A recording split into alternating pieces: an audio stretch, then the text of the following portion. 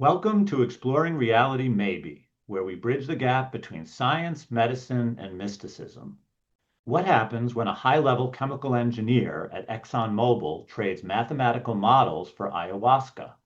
Our guest today argues that the most important operating system to re-engineer isn't found in a lab, it's the human mind.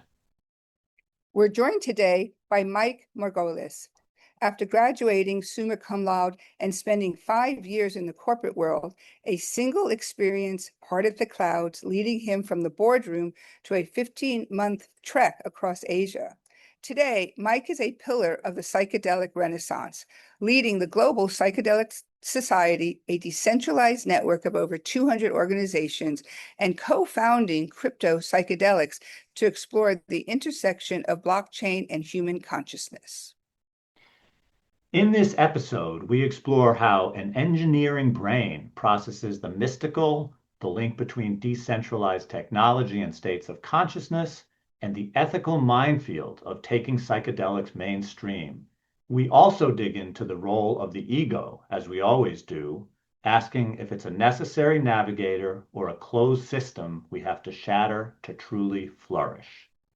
Mike, your background has such a fascinating arc of transformation, man.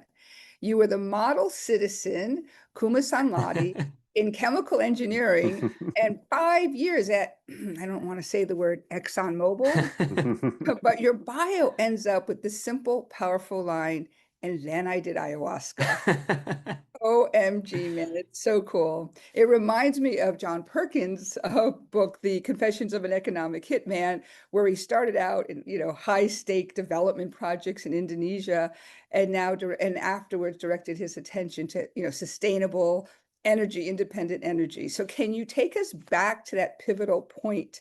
What did that experience reveal to you about reality, the reality you were living in, that made the corporate path untenable and led you to backpack across Asia and then really find your way to psychedelics?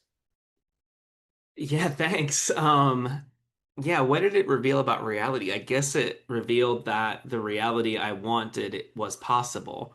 And in many ways, um, yeah, the ayahuasca experience, it wasn't so much that it revealed something new, but it parted the clouds of fog and allowed me to tap into what I already knew was true. It allowed me to like see my truth, and the truth that I already knew was that the path I was on was not, wasn't the end game for me. That I needed to change my path. And that I in fact could do it. That I could, and I what I wanted to do at the time was to go traveling. And even though there's plenty of there were plenty of voices around me telling me like, no, you couldn't do this kind of thing, but it gave me kind of the clarity within myself, like, yeah, actually, I can quit my job and take a one-way flight to India, and so I did.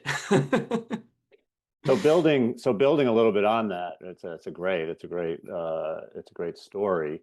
As a chemical engineer, you're trained to understand the world through mathematics and complex systems. It's a very analytical job.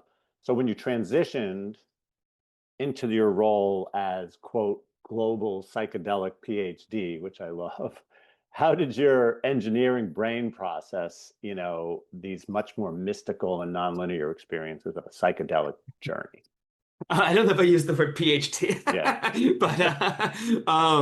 but yeah, how did I how do I go From from like a linear thinking of engineering into like, yeah, what's a much more nonlinear? And I think that's a natural progression actually of growth and development, right? Like it's a natural progression to like, okay, so you get to a level and you can see the rational worldview and understand it from that lens. But I think, yeah, that's not I mean, I guess some people can get stuck in that. And I think there was a point in my own life where I saw the rational view as like the view, right? And like, but eventually there is something past that, right? And it's, yeah, I'll draw a little bit from ideas. I'll paraphrase like Ken Wilber here, right? And there's this idea of like there's pre-rational and like trans-rational thought, right?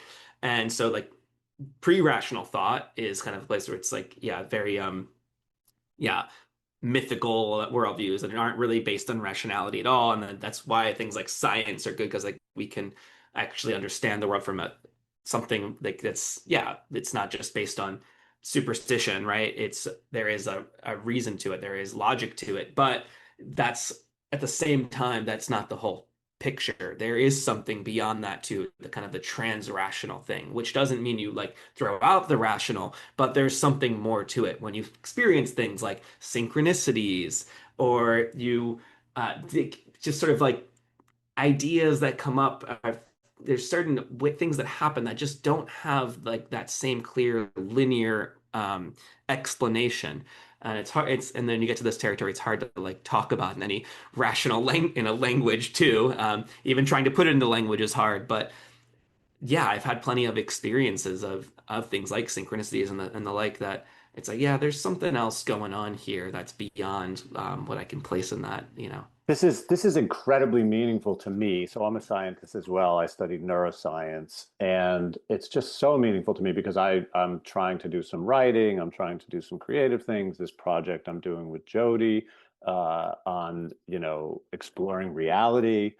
And anytime I hear a great piece of music, I see a great movie, I read a great book, I'm always sort of so confronted by these ephemeral, sort of non-analytic ways, right? These connections that are made, like you say, synchronicities, and these connections that are made that are not analytical connections. There's something else.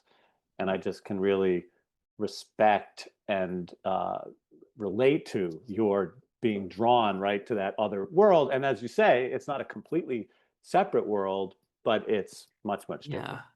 Yeah, that's there's the world of intuition, you know, and like you get intuitive hits about something, and you can't necessarily trace them back in a linear way like that. But um, I mean, I have plenty of experiences around that kind of thing too, just like an intuitive hit, like I need to do this thing, and then like some completely unexpected sequence of events happens only because it followed some weird intuition, you know? Yeah, colleagues of mine down in Austin are building a consciousness research center to study those things that don't seem to be measurable, which Mm, is super cool, super cool. yeah. So now, okay, you started like more formally the psychedelic seminars in like 2015 because you needed a community to have open and honest conversations in Baltimore. And now you have this global platform, which is extraordinary. And, in our show, we often talk about the importance of human connection and healing. What was the specific void you felt in yourself and in the community? And why do you think the honest conversation is just as vital to the psychedelic movement as the molecules themselves? Oh, yeah. Well, that's a great thank you for that question. So yeah, so in this period of my life, you know, I mentioned I had been an engineer, right? And I had this ayahuasca experience, quit my job, took a one-way flight to India, and I spent 15 months traveling around India and Southeast Asia. And yeah, then I came back after all that, and I was a very different person. And um, and it was kind of this question, okay, well, now what? And I, you know, of course, I didn't want to go back to the path that I had been on. And, you know, and it turned out like when I was looking for my passion, it was like kind of staring me right in the face because after all the stories I have been telling people about this amazing ayahuasca experience and da, da, da, da, right? And it was staring me right there, like, oh, okay, I know what I need to do. Um, you know, during the period when I was working a more traditional job, um, and yeah, when I was an engineer, I was closeted, right? The ayahuasca experience wasn't my first psychedelic experience, but there were many times I was like using psychedelics while I was in that job, but I couldn't talk about it. It was like a very taboo thing, Mhm. and um, and then, you know, and then, so it's like, why are these super meaningful experiences? Why am I not able to talk about them, right? And I wanted to live in a world where we can be open and honest about psychedelics, both the benefits but also the risks, right? I'm here for honesty, not for proselytizing about it, but for actually being like real about what this is. And so, yeah, it was a very be the change you want to see idea, and that's why I started psychedelic seminars. Yeah, it was to, I was going to start. I decided to start talking openly and publicly about psychedelics in order to make it possible for more people to do that. And and why is that important? Why is it important to have open conversations? Why is it not just about the molecules? I think this gets to a really, yeah, key, all about the cultural perception of the molecules, the cultural containers. It's about set and setting, as we know, right? And set and setting isn't just an individual thing. It isn't just like, I mean, it is like my mindset and the setting I'm in physically when I'm on a psychedelic, but it's the meta set and setting, the cultural set and setting. What is the mindset of the culture? What is the setting of the culture? Is this a culture that tolerates this thing? Do we have a culture that has a war on drugs, or a culture that actually has mentors and helps people to understand and holds space for ceremony, right? Like all of that stuff is, it's all about the cultural context and the set and setting of the thing. So it's the molecules certainly do something to you, but what they do to you is going to depend on all those things. So I think yeah, it's foundational actually to have a good cultural framework. So that's great. So let's unpack that a little bit and let's sort of talk about the ethical complexities, involved. So you've interviewed real thought leaders in the psychedelic community, people like Bill Richards and Michael Pollan, people who have thought and commented a lot about ethical complexities in this area. So what is your view of the most pressing ethical sort of components that we face as these substances are growing, growing in their popularity and into mainstream society? Yeah, so many ethical questions. And a lot of ethical questions that have come up. We're talking about substances that are powerful.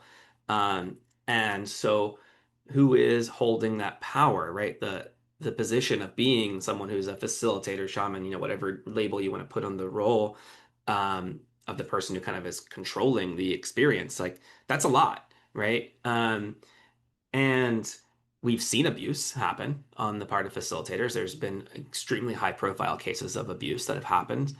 Um, and probably, unfortunately, something that's not going to end. It's going to continue. And so, yeah, how do we prevent abuse is one of the big ethical questions on kind of like an individual level of like the facilitator and the client.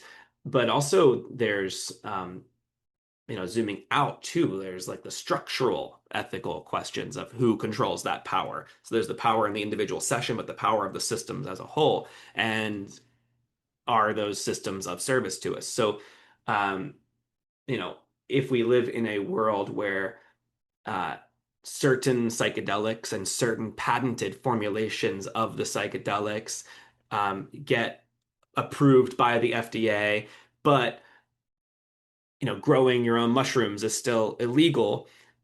I think we've missed the fucking point, you know? Yeah, yeah. And so, yeah, so there's ethical questions around that extend to like the drug war as a whole, right? And around control and power. Um, yeah, it's who gets to control it, who gets to say what's the right way to do psychedelics. And personally, I believe that we need a plurality of approaches. There's not any one size fits all. Psychedelic therapy is one modality. A more kind of traditional shamanic container in an indigenous kind of tradition is also valid. Going to Burning Man on acid's also valid, or a Grateful Dead show, right? Like these are all different. These are all valid, and they all carry different risks and potential benefits too. So I want to see a world where all of the different where there's a plurality of approaches to how you can engage with psychedelics, and for each approach that there's good information on how to keep yourself safe, how to get the most benefit, and how to reduce the risk in whatever different way you choose to engage. And so there's a big ethical concern here is like, um, of course, in our culture, we emphasize that the rational, the medical, and all this, right? And so there can be a tendency to favor that over and above all else.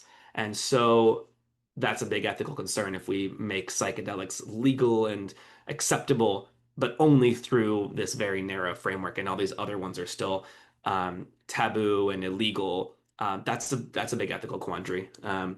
So to name a few, there are some of the ethical concerns. Yeah, we have one of our guests on Exploring Reality, maybe Dr. Felix, has a home test called Miralex that you'll find on our Miraculix. Miraculix that you'll find in Exploring Reality, maybe. So if your community or anyone listening wants to know how to measure the right dosing of a variety of different psychedelic plants, medicines, please take a look at that. You can buy it online, and it'll help address the issue of safety. Nice. Yeah. That's Yeah. a good one. Testing your substances, making Yeah. sure Well, you're getting what you these think it is. clearly these ethical issues span the gamut, and there's probably, many episodes we can focus on. Let's segue a little bit to a living question that you've raised, and this is about the intersection of blockchain and psychedelics. And to me, these feel like very opposite concepts and opposite worlds. And I was fascinated by that, juxtaposition, right? On the one hand, you have this hyper digital, hyper analytic concept. And then with blockchain, and then we've got this more mystical space that deals with emotion and even the occult with with psychedelics. So I feel like here we've got like an explicit link. Is there some sort of hypothetical link between this quote unquote decentralized technology and this concept of the decentralized state of consciousness? Am I kind of going too far with that metaphor? Yeah, and I guess for context for people listening, yeah, you're referring to the Crypto Psychedelic Summit that was in 2018, and yeah, so I was co-founder of that project, that summit. To be fair, I was more the psychedelic side of it, Yep, and my yep. co-founder Matt McKibben was kind of the crypto side. Crypto side. And so we came together and we did this conference, and yeah, and at the time it was a question itself, and we were like, okay, what if we take all these leaders in the psychedelic and drug policy community, and we put them in the same room. And we did this in Tulum, Mexico, and we put them in the same room with all these Yeah. folks working on like blockchain. Um, what happens? What sort of things emerge? And yeah, this to your question here about decentralization, that's actually, yeah, one of the interesting things that emerged for me, certainly. Because the blockchain community, and I haven't kept as close tabs on it in recent years, and I think in many ways it hasn't necessarily fully stayed aligned with some of the original ethos, and you could say the same for the psychedelic space, for that matter too. But I think the original ethos of a lot of the folks in the crypto blockchain world was this idea of decentralization, and I took a lot of inspiration from kind of that thought, and yeah, there is a connection both on the brain level for sure.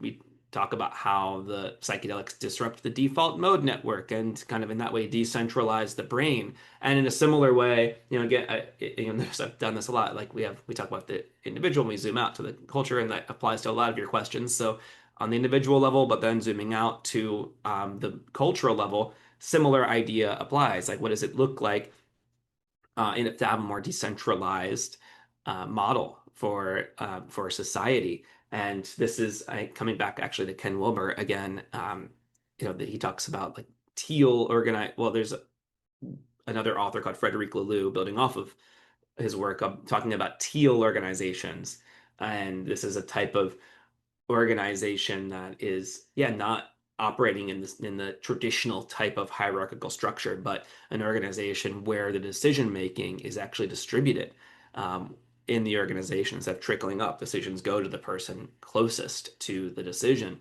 and yeah, this is how we're building the global psychedelic society, both the team and also the broader network of organizations that are part of the global psychedelic society. These are all fully independent organizations, hundreds of them all over the world, that provide different forms of regularly occurring psychedelic education and community events, whether they're talks or integration circles or just community gatherings. But key to our whole ethos is the decentralization, right? Is that we don't have chapters, right? These aren't chapters of global psychedelic society. Every organization is wholly independent. They're their own thing. They make their own decisions. We don't have any power over them. We don't own or control any of them. But we built a network connecting people together so that we can help these leaders support each other, and we on the GPS team can support them.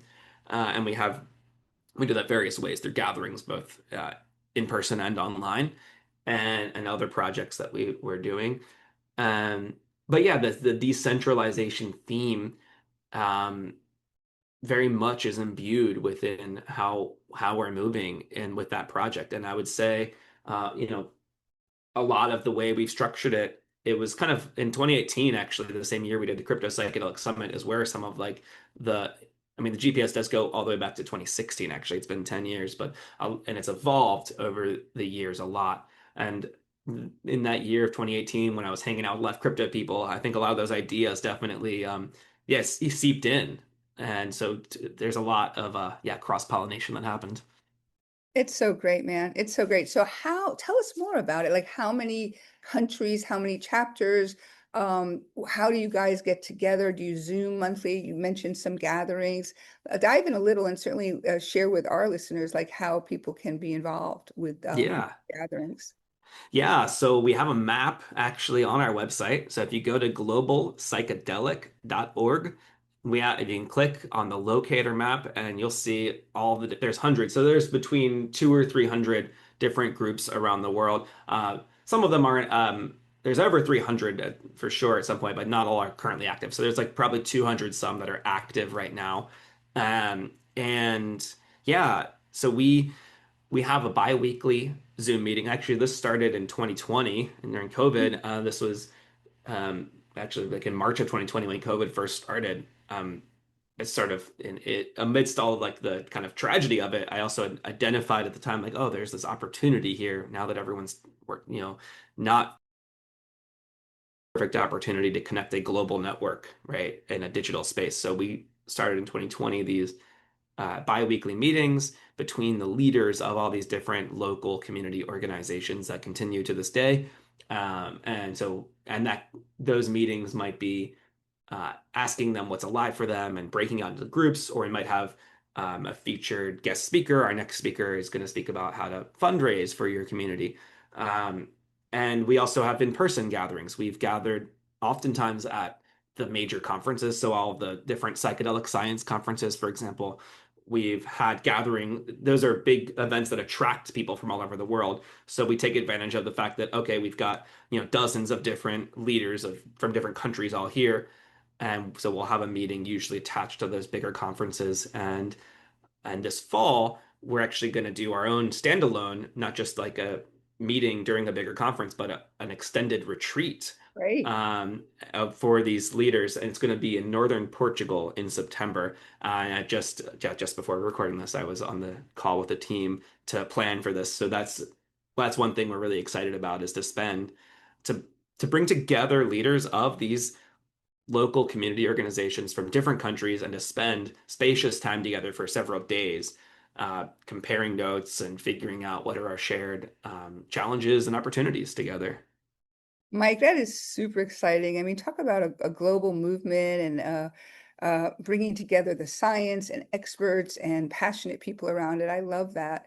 And I also think there's an incredible science around psychedelics or stage 3 clinical studies. And I think the whole, the research is very parallel to the decentralized model, because we find that when psychedelics are ingested or taken, the intellect, the mind, intellect, and ego quiets down, and an expanded more holistic view of reality can appear, or certain things arise that are out of our intellectual framework.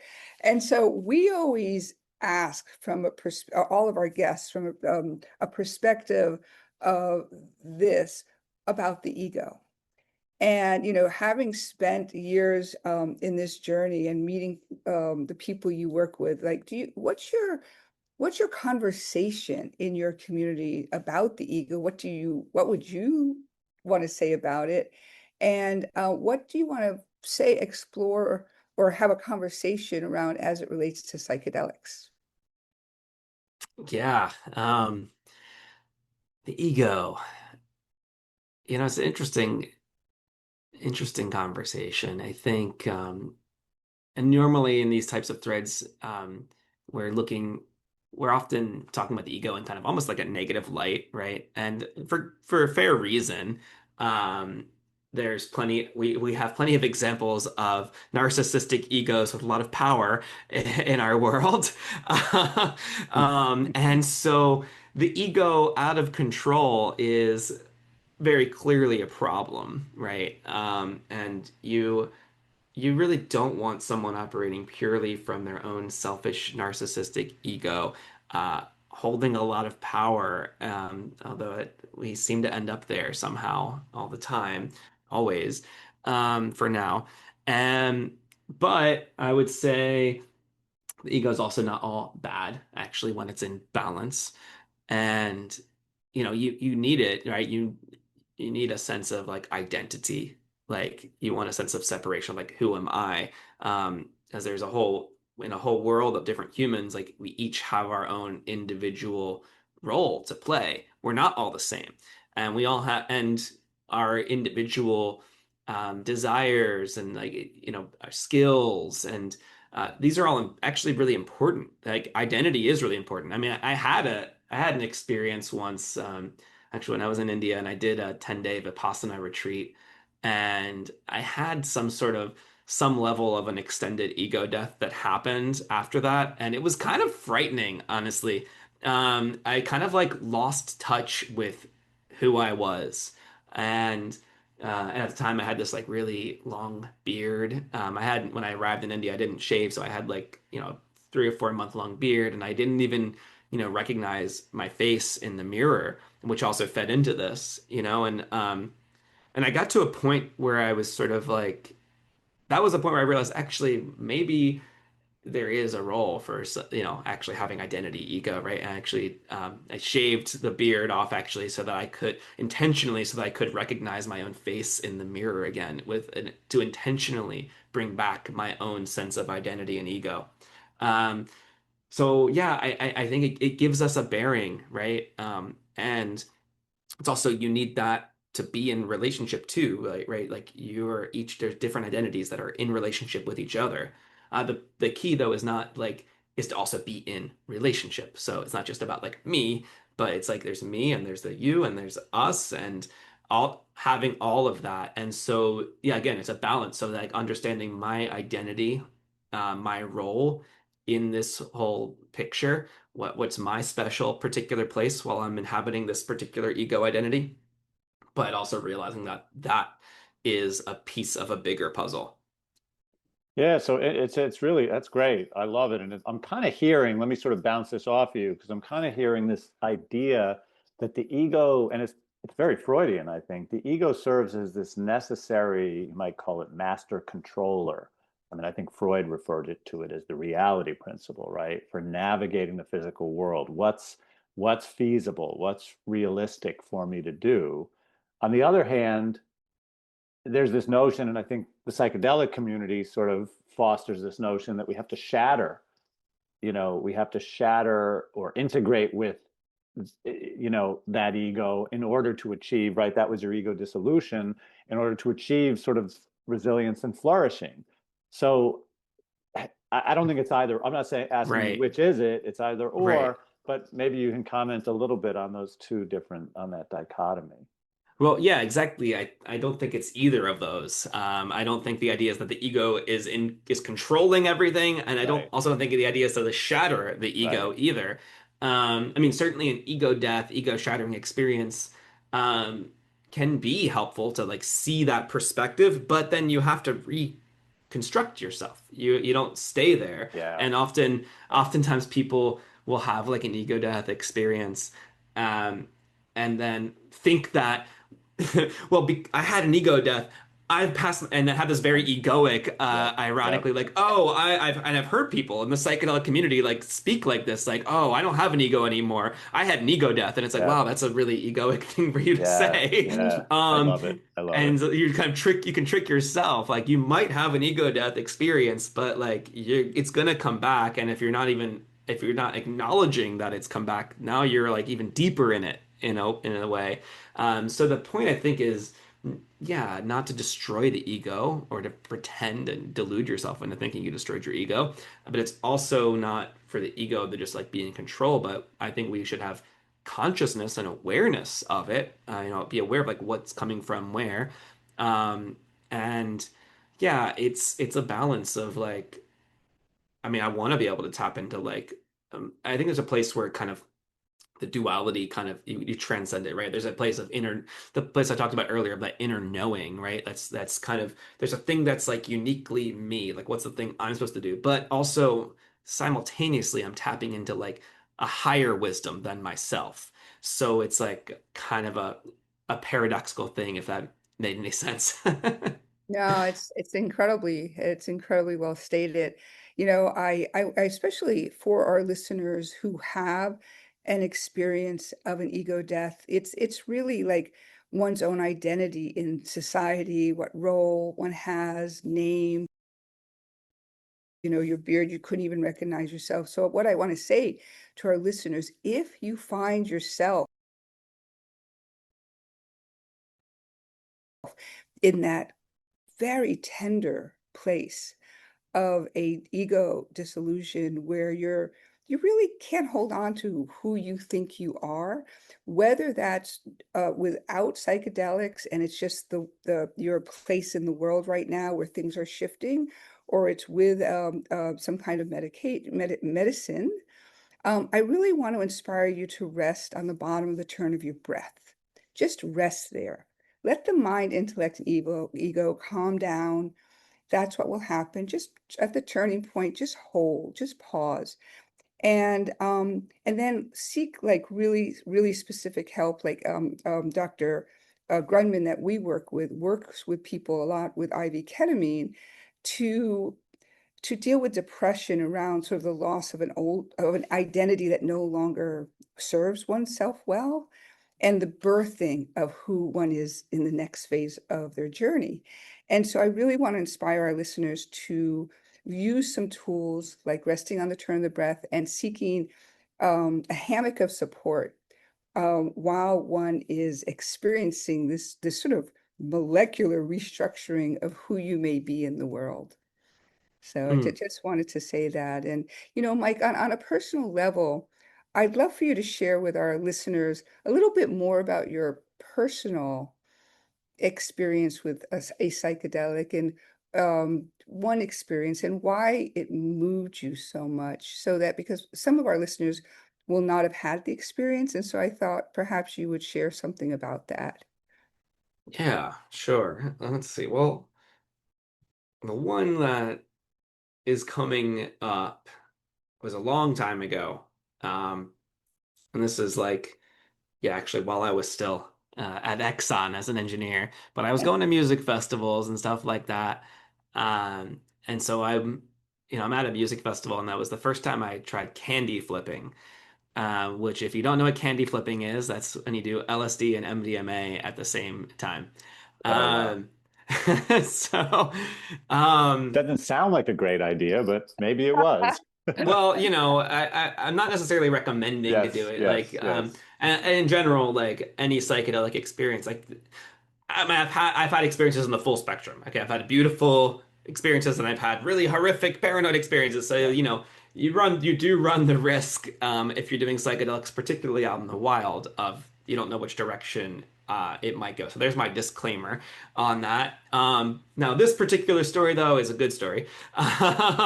So in this, although I've had them all, this in this particular instance, yeah, it was just um, this night of beautiful flow, and I found myself just flowing from scene to scene, from place to place, and at every stop, I was just having these deep and meaningful connections with the people who were there. So I had kind of like, the LSD kind of flow, but with like the MDMA like connectivity, and it was just this beautiful combination. And yeah, so I had this like perfect night, going around and having fun and just heart to heart, like connecting with people. I had these like just people I just met having these like incredibly powerful, like connective experiences with them. And I've had this experience other times in MDMA too, and um, MDMA is a beautiful, uh, beautiful drug. And it's I think this experience led me to kind of, well, I think I'm realizing, oh, like it's about how I show up in the world ultimately, right? Like it's not that the whole world is changing. Mm. It's I'm the one who changed. And so how I show up in the world changes like what happens, right? And even if, you know, we can't always be in that MDMA like a state, unfortunately. But it it did kind of give me like a direction of like this is a state I can cultivate more. There's a way I can show up in a more joyful way, and it could be a little thing like using more smiley faces in a text message or something, even in a digital world, right? Or and just like how we show up with like relating to people. Yeah, the world around us changes when we change. Um, and so yeah, that is one magical Right. experience. It sounds like what you're saying is it codified your connection. It like crystallized and codified your connection. Yeah. Yeah. Kind of like yeah, showed Right. me more of how to So, Mike, to how to close us like connect in a deep and fast. out, given your experience, kind of rethinking drugs and building global networks, uh, tell us a little bit about what gives you the most hope about the psychedelic renaissance and sort of what can be from what you're doing. And then also, what's the next big question you're focused on answering? Yeah. Well, yeah, what gives me hope is that um if I look back at my intentions over a decade ago, I wanted to live in a world where people are having more open and honest conversations about psychedelics. And here we are, it's 2026, and we're having so many conversations openly about psychedelics. So that is happening, right? There's so the cultural shift that we have seen since I got involved in this space, it's just completely immense where the world is in 2026 versus 2015, right? So that gives me a lot of hope that that we're having these conversations. There is more cultural acceptance now. It's not nearly as taboo. Maybe in some circles it still is, but like many more people are openly sharing about their psychedelic experiences now. So so that gives me hope. And then what was the second part of the question?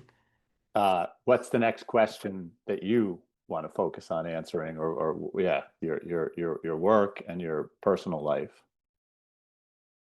Yeah, the next question, the question I guess, working on now is, well, like, how do we, yeah, so now that we've got the world talking about psychedelics, the next question is like, well, how are psychedelics going to come into the society? And kind of, on the prior question, we talked about the kind of ethical problems here and like the issue of like psychedelics coming through like a very narrow way, that is still causing a lot of harm on everything that doesn't fall into that category. And so, yeah, how do we actually create a genuine post-prohibition world where there is a plurality of acceptable use, where you don't even need your use to be deemed acceptable, where there's an inherent right to do what you want with your mind and body. So how do we create, and kind of beyond just the drug war and post-prohibition, like, I mean, the real goal is collective liberation. So how do we get to the world of collective liberation? Or as Charles Eisenstein talks about, the more beautiful world our hearts know is possible. How do we get there? And right now, it's like it can be hard to see as things look bleak in so many ways. I remain an optimist nonetheless. And so I think we're at a crossroads as humanity, right? We are at a place where the systems and structures that we've had for so long aren't working anymore. And it's very apparent to everybody. And so there's different reactions to that. There's different responses to that. Some of them are like, well, let's go back to things the way things used to be, when they, kind of a false idea that like things used to be better, when we know that's not true. But there's this very tempting illusion that like, well, things don't work now, we need to go back. But there's, I think the other answer though is, how do we move forward? How do we transcend? How do we do the next thing? Which is hard and scary because it's like, it's the unknown. And so the other option is more tempting because it's like, it's familiar, right? But the idea to like transcend and create something new that's never been created before, yeah, you're stepping into the unknown. And that is quite, people don't always believe it, or it's frightening. So how do we get a critical mass of humanity to a state where actually we can transcend these, instead of devolving, we can actually collectively evolve and transcend to a new kind of systems and culture, the more beautiful world our hearts know is possible. Oh my goodness, my dear, what a way to close this conversation. That really is one of the ultimate questions we have.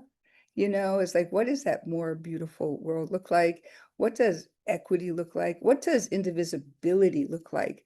And the science of consciousness, which says that we are all connected as consciousness, as the foundation of everything.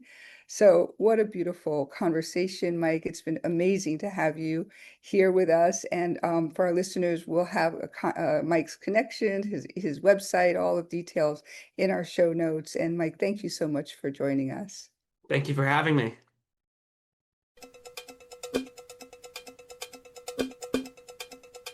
This episode was brought to life by Ka and Pathogenics, offering 100% plant-based supplements featuring Kana, a South African plant that's clinically proven to reduce stress, lift mood, and improve focus, helping you feel more alive, energized, and connected, while also supporting your immune and nervous systems. Kana is safe, legal, non-addictive, and life-changing. Try Kakana Chews or Tincture to feel calm and alive from head to heart. Go to ohmyka.com and get 10% off with code REALITYMAYBE at checkout. That's ohmyka.com.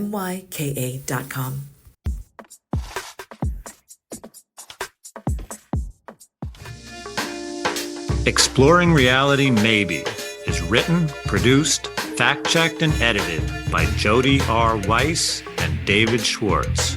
Research support is provided by Semicolon Connects. Music produced by Nextbox.